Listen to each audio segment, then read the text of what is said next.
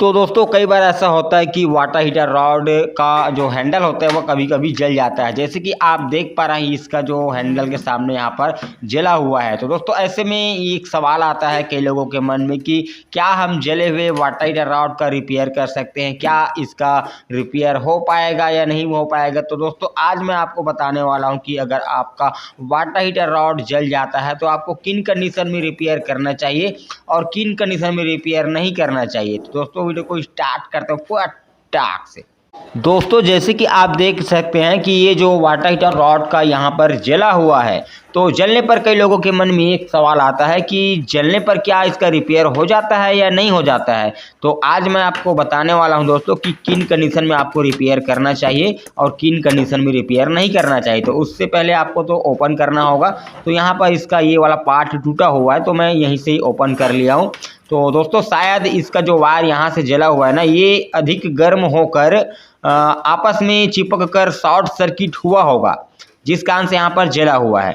तो यहाँ पर आपका पहला प्राथमिकता यह होना चाहिए कि आपका जो एलिमेंट है उसे आपको चेक करना है। अगर एलिमेंट सही रहेगा तभी आपको इसका रिपेयर करना है, अन्यथा आपको इसका रिपेयर नहीं करना है। दोस्तों यहाँ पर हम हल्का सा स्क्रैच कर लेते हैं क्योंकि इसमें कालेपन आ चुका है। हम मल्टीमीटर से चेक करेंगे तो रीडिंग नहीं बताएगा, तो इसके लिए हम यहाँ पर हल्का सा स्क्रैच करेंगे और दोनों टर्मिनल में, और स्क्रैच करने के बाद हम चेक करेंगे। तो मल्टीमीटर को बजर मोड में सेट करना है, एक एक प्रॉब को एक एक टर्मिनल में आपको रखना है। तो यहाँ पर यदि रीडिंग बताता है, जैसे कि आप देख सकते हैं इसमें रीडिंग बता रहा है, इसका मतलब ये होगा कि ये एलिमेंट सही है, ये खराब नहीं है। अगर एलिमेंट खराब बताता, रीडिंग नहीं आता, तो आपको रिपेयर नहीं करना है। अब आप ये कहेंगे कि खराब है तो रिपेयर कहाँ से हो पाएगा, लेकिन दोस्तों कई लोग आपको यूट्यूब में बताता है कि खराब एलिमेंट को आप ठीक कर सकते हैं। हाँ दोस्तों, ये ठीक होने का चांस तो होता है, लेकिन उसमें काफ़ी रिस्क होता है, तो उसमें आपको रिस्क नहीं लेना है। एलिमेंट खराब है तो आपको रिपेयर करना ही नहीं है, ठीक है। और यहाँ पर आपको वायर को कम से कम 2.5 से 3 इंच छील लेना है कटर की सहायता से। इसमें 3 वायर है, तो ब्लैक और रेड वाली न्यूट्रल फेस का है, और यहाँ पर ग्रीन वाली वायर के बदले में यहाँ पर येलो वायर दिया गया है जो कि अर्थ का है, ठीक है दोस्तों। यहाँ पर रेड और ब्लैक फेस और न्यूट्रल का है। तो हम यहाँ पर सप्लाई वायर को चेक करेंगे, ये कहीं से ख़राब तो नहीं है, जिसके अंदर ही अंदर बस्ट हो जाता है, सप्लाई नहीं आता। तो हम मल्टीमीटर से चेक करेंगे बजर मोड में सेट कर और एक प्रॉब को कोई भी एक वायर में रखेंगे। तो ये अर्थ वाली है, तो बड़े वाला पिन में चेक करेंगे। यहाँ पर आप देख सकते हैं बड़ा वाला पिन में रीडिंग आ रहा है, ये वाली वायर सही है। अब इसमें का हम चेक करेंगे ब्लैक वाली वायर, तो नीचे का 2 टर्मिनल में एक एक में हम टच करके देखेंगे, यहाँ पर नहीं आ रहा है। अब यहाँ पर चेक करेंगे तो यहाँ पर रीडिंग आ रहा है, इसका मतलब ये ब्लैक वाली वायर का सप्लाई ठीक है। अब रेड वाली वायर को हम चेक करेंगे तो ये वाले पिन में आना चाहिए, तो यहाँ पर आ रहा है ना, इसका मतलब ये सप्लाई वायर एकदम ओके है। अगर रीडिंग नहीं आता है तो उस कंडीशन में सप्लाई वायर ख़राब माना जाता है, आपको सप्लाई वायर भी चेंज करना पड़ सकता है। तो अब आगे हम पूरी तरह से इसको खोलेंगे। तो इस तरह से मैंने खोल लिया है। अब खोलने के बाद ये जो नट को आपको निकालना है।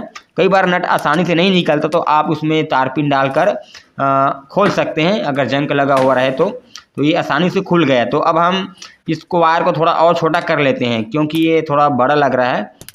तो छोड़ने के बाद यहाँ पर छील लेना है।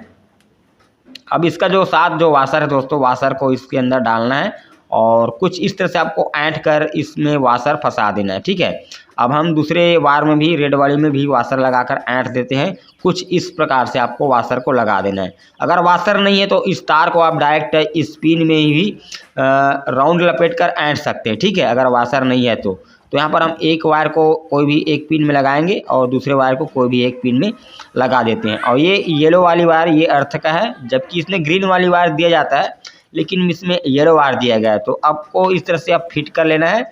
अब दोस्तों इसमें एक लोहे का एक पार्ट और होता है जो यहाँ पर पकड़ कर रखता है, और उसमें अर्थ वायर होता है। ये अर्थ वायर बॉडी के साथ टच रहता है, इसका जो बॉडी है ना, तो इसमें वो जो पार्ट नहीं है, कस्टमर ने इसी कंडीशन में लाया है। तो आप चाहें तो इसके नीचे यहाँ पर बॉडी के टच में रख सकते हैं, या आप इस वायर को कट कर देंगे तो भी कोई दिक्कत नहीं। यदि आपके घर में अर्थ का वायरिंग नहीं किया है तो आप इसको वायरिंग नहीं करेंगे, अर्थ की वायरिंग, तो भी कोई दिक्कत नहीं है। तो यहाँ पर हम इसको फिटिंग कर लेते हैं। अब फिटिंग करने के बाद दोस्तों हम आपको चेक करके दिखाएंगे मल्टीमीटर से, ठीक है, कि यहाँ से हमारा जो वाटर हीटर रॉड है वह काम कर रहा है कि नहीं कर रहा है, यानी कि वर्किंग कंडीशन में है या नहीं। तो यहाँ पर हम इसका सप्लाई वायर को चेक करेंगे, यहाँ से रीडिंग शो करना चाहिए, ठीक है। इसका जो फेज न्यूट्रल वाली पिन है ना नीचे वाला, यहाँ पर हम बजर मोड में सेट करके मल्टीमीटर को यहाँ पर हम रीडिंग शो करेंगे, चेक करेंगे। अगर रीडिंग शो करेगा तो यहाँ से हमारा वाटर हीटर रॉड एकदम ओके हो जाएगा, ठीक है। तो यहाँ पर हम चेक करते हैं तो रीडिंग शो कर रहा है, इसका मतलब हमारा जो वाटर हीटर रॉड अब एकदम ओके हो चुका है। दोस्तों इस तरह से जो मैंने आपको बताया कि किन कंडीशन में आपको रिपेयर करना चाहिए, किन कंडीशन में आपको रिपेयर करना नहीं चाहिए। तो चलिए मिलते हैं।